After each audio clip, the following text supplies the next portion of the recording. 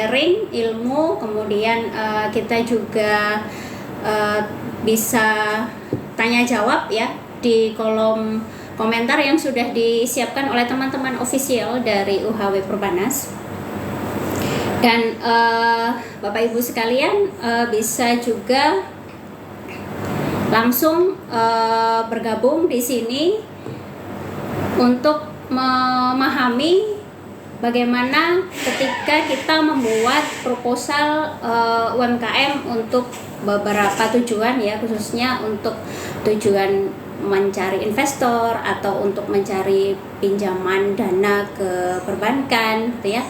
Nah, materinya nanti kalau misalkan ada ngeblurnya nih ya, karena autofocus LCD, bisa rekan-rekan atau Bapak Ibu sekalian sampaikan. Nanti saya akan sharing materinya ke teman-teman official dari UHW Perbanas. Oke, baik, kita pengantar dulu.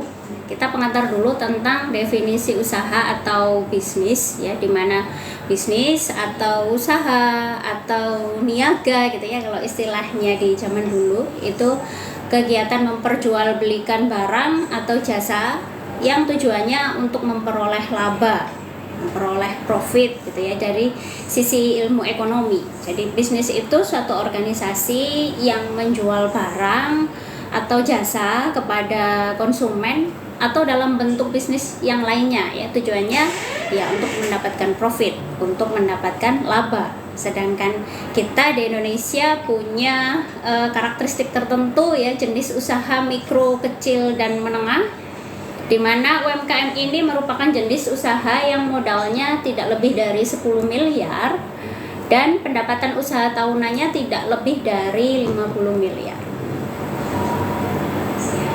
Nah, selanjutnya untuk kategori UMKM berdasarkan PP nomor 7 di tahun 2021, di mana statistik UMKM di Indonesia itu ada 64,1 juta jumlah UMKM kita. Ini data dari Kemeninfo ya, dengan data Kemenko di tahun 2019 dan 2020. Kontribusi PDB-nya itu setara 8,5 triliun, itu sebesar 61,07%, dengan 97% ternyata menyerap tenaga kerja yang cukup besar. Di kolom chat yang sudah disiapkan oleh teman-teman official. Ya, oke, Mas. Oke.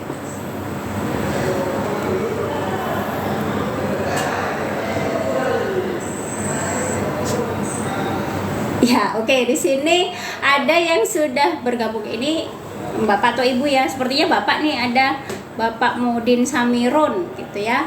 Kemudian ada ini menggunakan inisial ya, DYAN gitu ya. Kemudian ada Namikula, terima kasih sudah bergabung di live kita siang hari ini.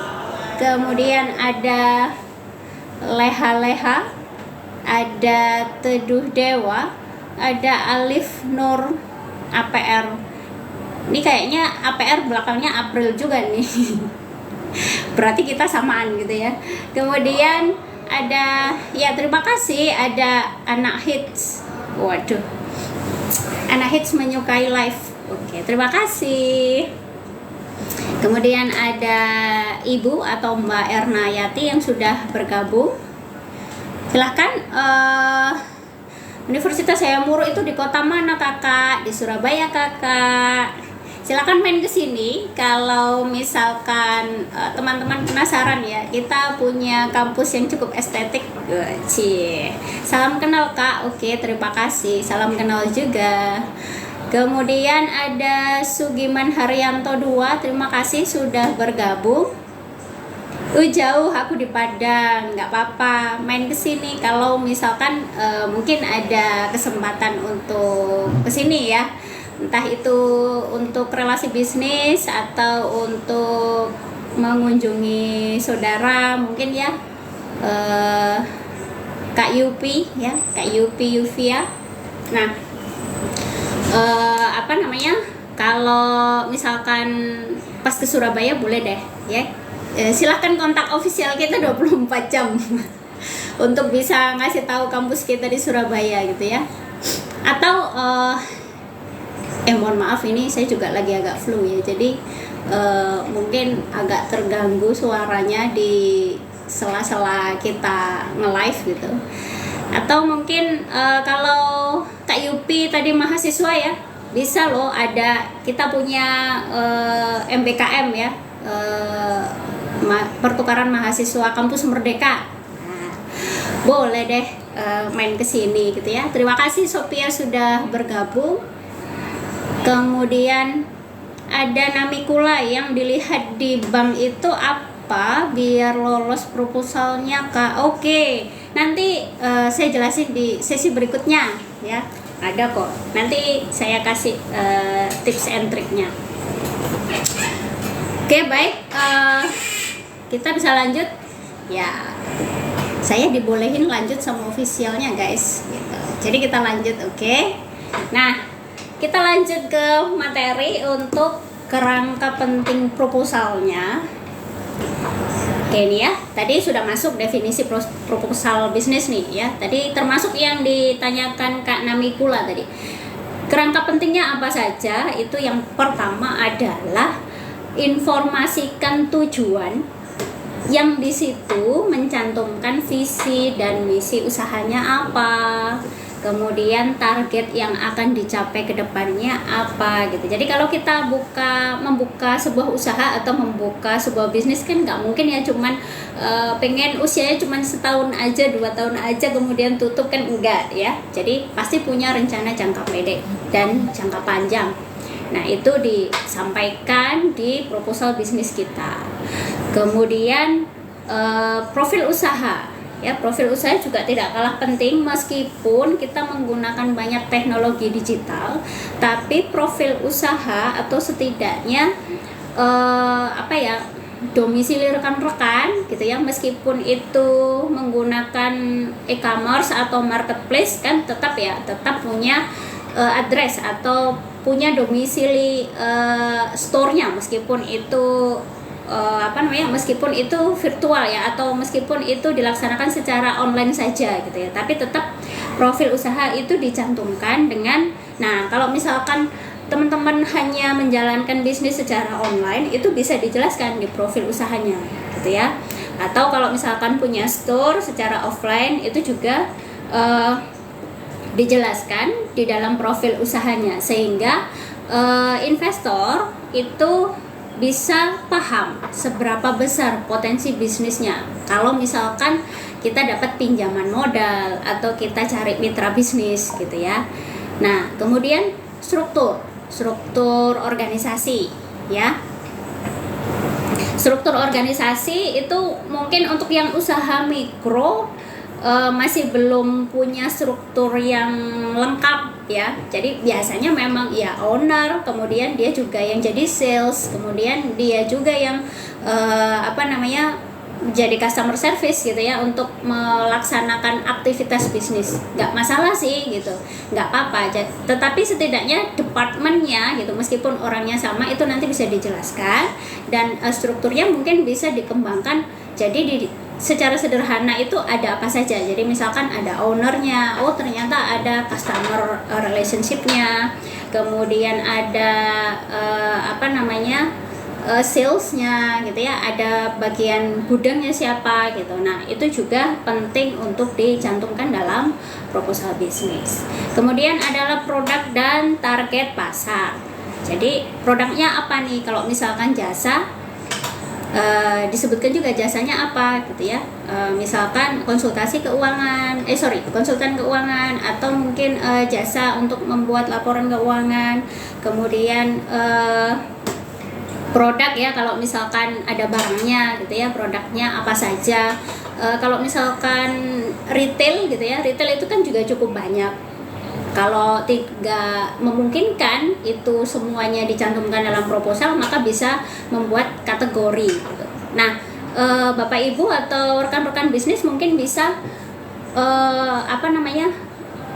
melihat gitu ya, melihat contoh dari merchant online ya, atau marketplace atau e-commerce gitu. Kadang kalau kita cari barang gitu, jadi kita kalau punya bisnis itu kita juga penting untuk memposisikan sebagai customer. Kita kalau misalkan lihat marketplace gitu ya, yang etalasenya rapi gitu kan, itu lebih enak ya, lebih enak dilihat, kemudian nyarinya juga lebih mudah.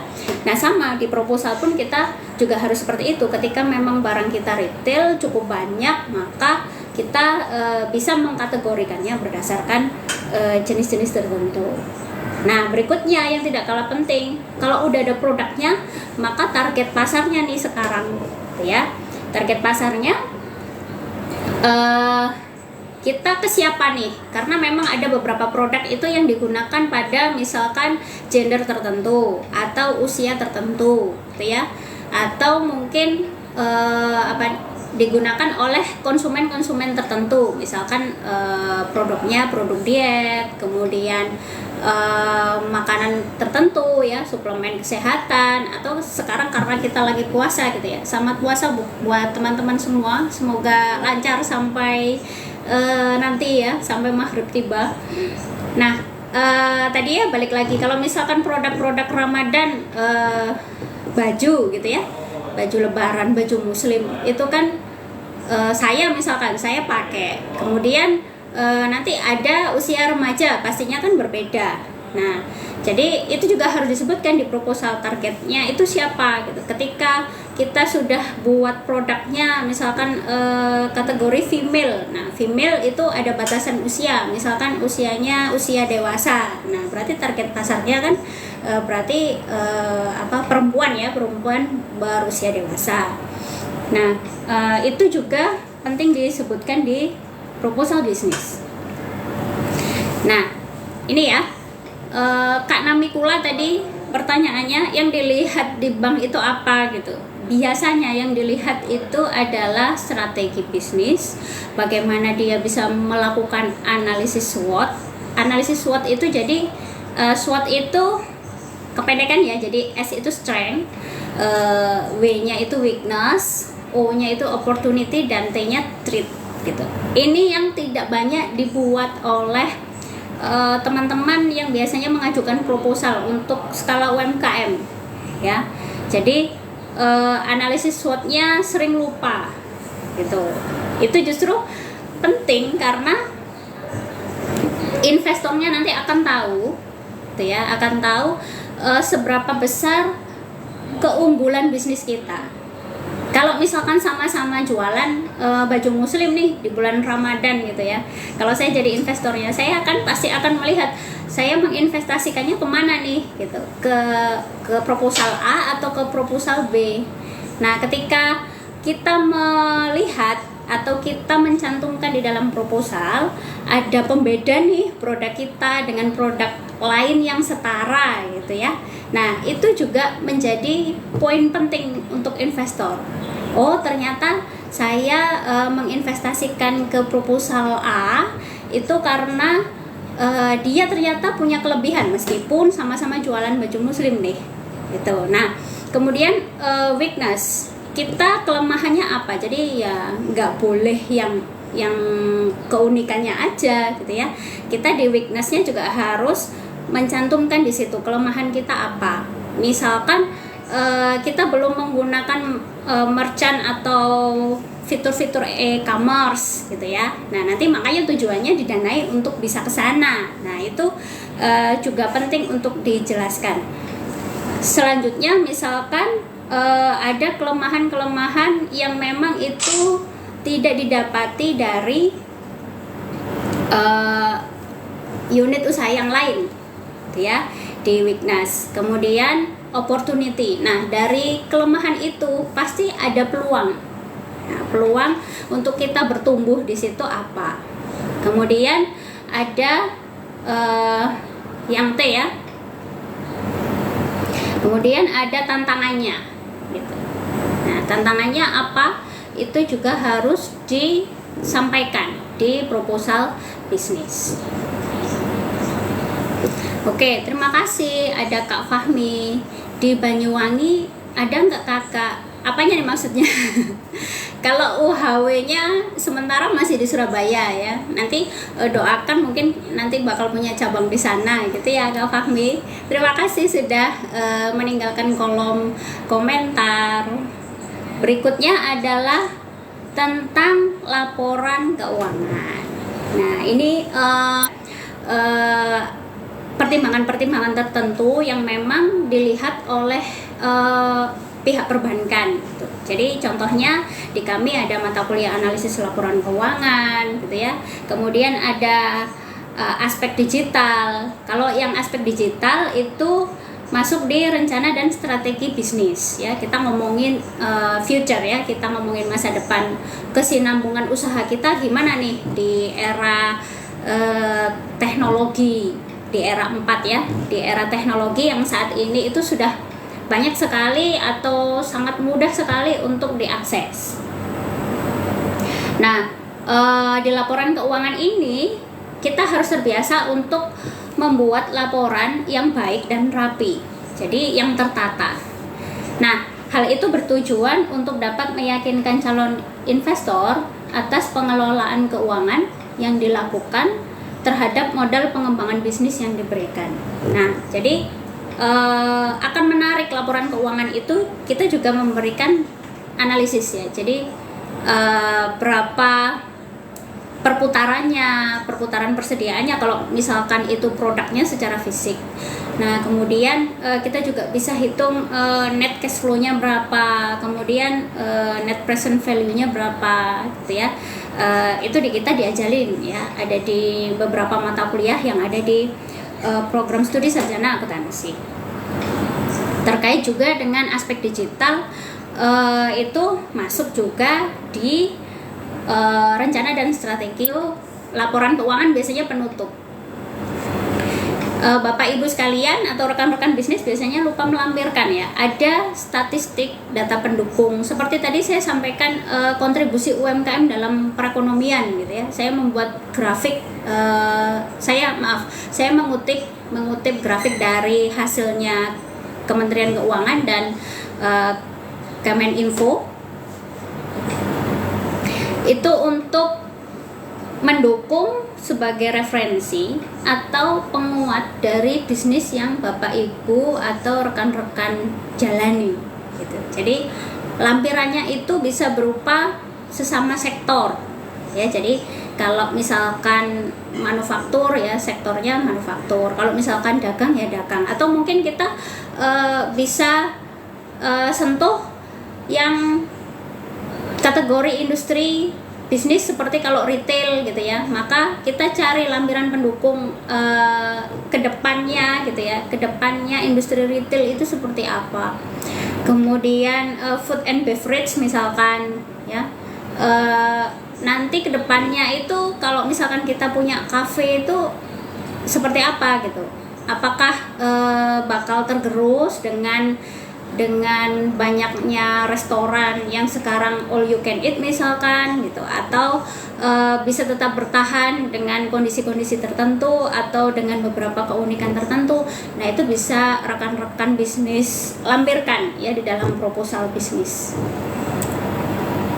Makanya kenapa di akhir itu saya sampaikan let's begin now. Jadi membuat proposal bisnis itu sebetulnya tidak sulit gitu, tapi juga tidak mudah gitu. Karena ada beberapa poin-poin yang kita harus tekankan kepada investor kalau memang kita butuh untuk melakukan pinjaman modal. Kalau memang untuk mitra bisnis berarti strategi bisnisnya yang harus ditekankan, rencana bisnisnya yang harus ditekankan gitu ya. Jadi di setiap kerangka itu memang ada titik-titik atau poin-poin tertentu yang harus kita tonjolkan terkait dengan tujuan kita membuat proposal bisnis tadi. Nah, sehingga 20% dari aktivitas membuat proposal kita itu kita harus pahami dulu kebutuhan pasar. Kemudian 30%-nya kita kenalin dulu apa yang unik tadi ya, terkait dengan analisis SWOT tadi. Kita kenali dulu apa yang unik dari produk atau jasa yang kita jual. Kenapa kok kita memilih retail? Kenapa kok kita milih buka kafe? kenapa kok kita milih menjadi konsultan misalkan. Terus kenapa kita memilih untuk berjualan yang tanpa store offline gitu ya. Banyak sekarang kan ya, utamanya yang menggunakan e-commerce gitu. Itu juga sebetulnya bisa berkembang rencana bisnisnya ketika punya platform teknologi yang lebih baik gitu ya. Insya Allah juga akan banyak investor yang tertarik. Nah, 40%-nya kita gunakan bahasa yang jelas dan ringkas di proposal. Kita gunakan bahasa yang ringkas, yang jelas gitu ya, lugas gitu ya. Jadi tidak berbelit-belit, jadi to the point aja. Melalui kerangka tadi kita sampaikan, kita inginnya mau menambah modal gitu, atau mau kerjasama hanya sebatas mitra bisnis, atau kita mau yang lainnya gitu ya. Nah, kemudian yang terakhir adalah 10% tadi, lakukan riset. Ini terkait dengan yang lampiran tadi ya. Lakukan riset bisa tentang kepuasan customer kita, kemudian riset pasar ya, di industri kita tadi sekarang kondisinya seperti apa gitu. Kemudian riset produk juga bisa ya. Jadi kenapa kok kita, kalau berbicara retail itu unik ya. Kadang kalau misalkan retail produk kosmetik atau kecantikan itu kan ada beberapa dari kita yang hanya memilih produk-produk tertentu untuk dijual gitu. Artinya tidak semua produk kecantikan kita jual gitu. Nah, itu kan juga punya sisi pertimbangan tersendiri, termasuk diantaranya adalah melakukan riset produk terhadap customer. Oke, silahkan teman-teman kalau ada yang mau bertanya. Kita sapa lagi. Sapa lagi nih Mas. Ada berapa ini? Oke, tadi Kak Fahmi sudah tersapa. Oh, sudah tersapa. Oke, ada Kak Imo Hermanto, ada Pak Boy atau Kak Boy ya. Ada, ini tadi belum disapa nih ya. Ada Kak Sophia, Kak Ernayati, kayaknya sudah tadi ya. Silahkan Bapak Ibu atau rekan-rekan jika ada pertanyaan boleh disampaikan di kolom komen yang sudah disiapkan oleh teman-teman official yang ada di UHW Perbanas. Oke, lagi Kak Namikula kayaknya penasaran nih, kepo nih sama UHW nih ya. Jurusan di kampus ini apa aja Kak? Jurusannya banyak ya. Kita ada 2 fakultas, Fakultas Teknologi dan Desain, kemudian ada Fakultas Ekonomi dan Bisnis. Kalau untuk FEB jurusannya ada Diploma Keuangan Perbankan, Diploma 3 ya. Kemudian ada Diploma Akuntansi, ada Sarjana Akuntansi, Sarjana Manajemen, kemudian Sarjana Ekonomi Syariah gitu. Jadi nanti silakan dipilih suka yang mana. Itu ya. Selain itu kita juga punya program atau program studi Magister Manajemen ya. Jadi ya jurusannya manajemen gitu ya, tapi magister. Nah, terima kasih anak hits menyukai live kita di sesi kali ini. Baik Bapak Ibu, jika ada lagi yang ditanyakan terkait dengan rancangan proposal atau mau tanya kampus-kampus kita, silahkan.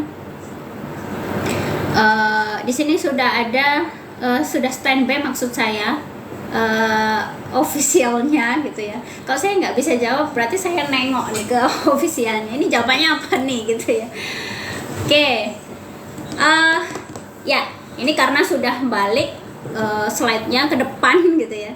Jadi sekali lagi, saya Rizky Aprilia di dosen tetap program studi sarjana akuntansi.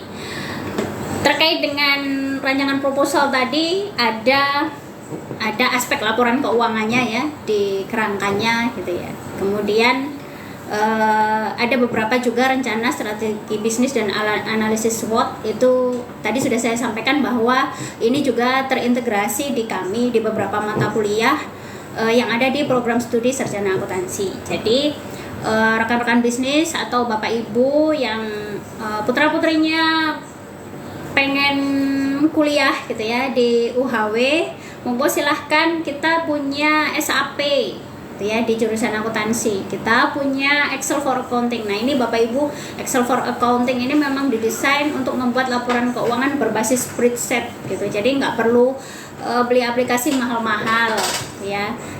Kita di sini juga memberikan ilmu tentang aplikasi-aplikasi sederhana yang bisa dipraktekkan di UMKM. Salah satunya tadi ya Excel for Accounting. Kemudian kita juga punya aplikasi, ada yang level di basic gitu ya. Level basicnya Excel, kemudian di advance-nya ada intermediate, dan advance levelnya untuk aplikasi itu ada di SAP ya. Kemudian teman-teman di diploma itu juga ada di intermediate level aplikasinya itu seperti Accurate gitu ya. Itu juga kami ada di sini. Kalau SAP kan sudah integrated ya di perusahaan yang memang skalanya sudah multinasional, sehingga kita juga menyiapkan lulusan kita untuk bisa atau siap bekerja di sektor industri manapun, mulai dari yang UMKM sampai dengan perusahaan multinasional ya. SAP itu buat apa? Terima kasih anak hits yang sudah penasaran dengan SAP ya. Jadi SAP itu adalah aplikasi, SAP itu System Application and Process ya. Jadi kita di sini belajar bagaimana sebuah sistem bisnis dalam perusahaan itu terintegrasi gitu. Di dalam SAP itu ada beberapa modul ya, ada modul fundamental, ada finansial gitu. Itu biasanya per departemen dalam perusahaan ya. Jadi fundamental itu berarti kita belajar dulu nih awalnya ya, sebuah enterprise itu setidaknya harus memiliki unsur apa saja sih di dalam sistem tuh. Nah kemudian berikutnya nanti ada modul finansial ya, namanya finansial, berarti kan kita belajar tentang keuangan ya. Kita belajar untuk membuat invoice gitu ya, kemudian kita melakukan sales order misalnya. Tetapi yang unik, sales order kita perusahaan di Indonesia misalkan kita mau order di luar negeri gitu ya, karena kan ini aplikasinya biasanya dipakai di perusahaan multinasional ya. Jadi bisa jadi kantornya ada di Indonesia tetapi warehouse-nya ada di luar negeri gitu ya, tersambung, namanya konsolidasi istilahnya ya kalau akuntansi. Sehingga menggunakan aplikasi SAP itu kita bisa, kita juga real time ya sifatnya, sehingga sehingga kita bisa melakukan transaksi bisnis lintas negara, tapi dalam satu perusahaan induk ya. Makanya tadi namanya konsolidasi. Terus kalau udah paham SAP itu kerjanya di apa aja Kak? Kerjanya bisa di banyak perusahaan ya. Jadi SAP itu sepemahaman saya digunakan oleh beberapa bank yang ada di Indonesia, kemudian beberapa perusahaan itu juga sudah integrate dengan SAP ya. Ada Sampurna yang sekarang diakuisisi oleh Philip Morris, itu pakai SAP. Kemudian ada banyak ya, ada Bank Mandiri, kemudian ada JBS ya. Semen Indonesia sepertinya sudah menggunakan dari aplikasi sebelumnya ya. Sepemahaman saya itu Oracle yang sebelumnya, kemudian sekarang namanya sudah berpindah ke SAP. Jadi memang rata-rata SAP digunakan oleh perusahaan-perusahaan yang terkonsolidasi dengan perusahaan di luar negeri. Jadi induknya di luar negeri, atau kalau tidak itu perusahaan-perusahaan multinasional yang dia punya aspek ya, atau punya industri yang sangat luas gitu, sehingga untuk mengintegrasikannya itu memang membutuhkan aplikasi yang cukup kompleks. Ya, jadi di perusahaan apa ya, banyak perusahaannya ya, selama perusahaannya menggunakan SAP. Nah, mayoritas memang digunakan oleh perusahaan multinasional. Di BUMN bisa ya, bisa. Cuman saya kurang update nih di BUMN yang pakai SAP apa ya. Yang jelas bisa ya di BUMN ya, selama entitasnya itu memang menggunakan aplikasi SAP. Kalau enggak ya pakai Oracle. Kita juga diajarin Accurate gitu ya di sini. Kemudian yang paling gampang untuk UMKM ya Bapak Ibu itu Excel ya, Excel for accounting. Jadi kita punya spreadsheet yang memang khusus, sudah ada rumusnya gitu ya, rumus-rumus akuntansi, rumus-rumus keuangan gitu. Jadi memudahkan Bapak Ibu untuk melakukan pencatatan sampai dengan muncul laporan keuangannya. Oke, ada lagi? Silahkan kalau ada yang mau bertanya.